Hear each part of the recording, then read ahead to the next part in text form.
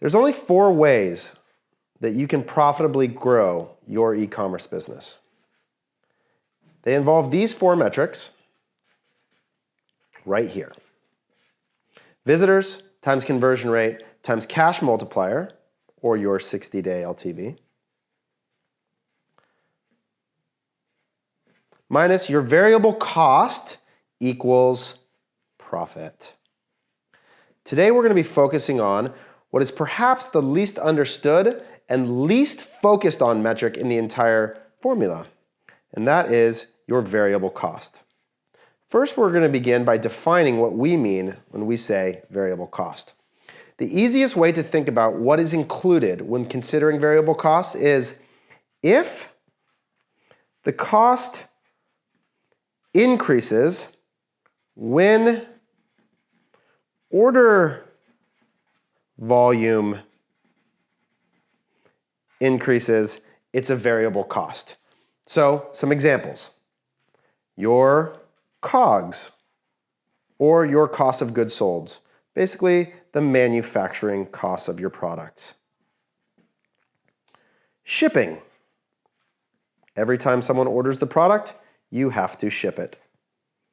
Your payment processor fees.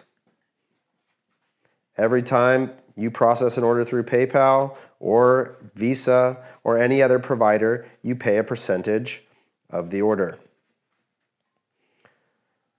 Generally, most businesses have a pick-pack fee from their fulfillment provider that's on a per-order basis.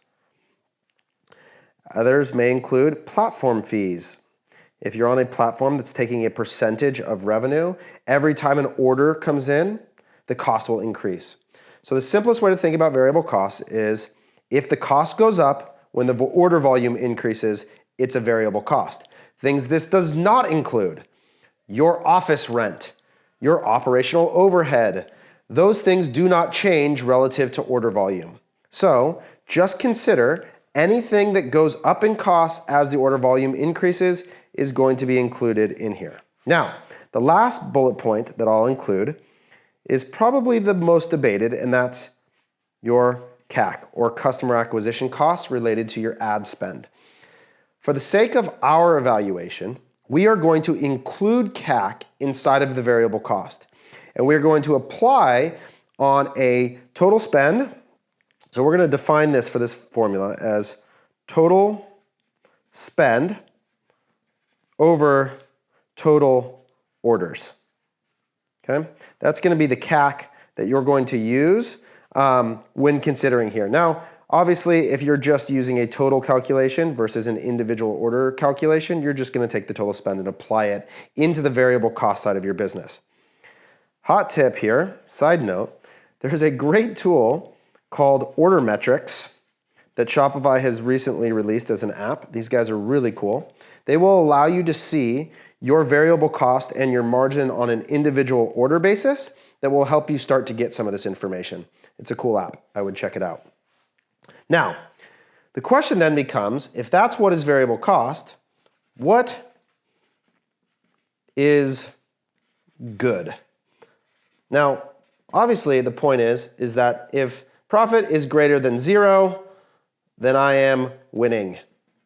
But that's often not enough for us to consider. So I want to introduce something today that I'm calling the 4-quarter accounting principle. It's going to help you to think about this. Okay? So 4 quarters, 25, 25, 25, 25.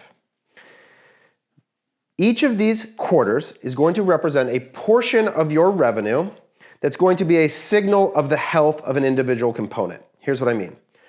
25% of your revenue should go to what I call cost of delivery. That's everything listed here: your COGS, shipping, payment processor fee, pick-pack fees, platform fees should represent 25% of your revenue. 25% should also go to CAC, or customer acquisition cost. This is your ad spend.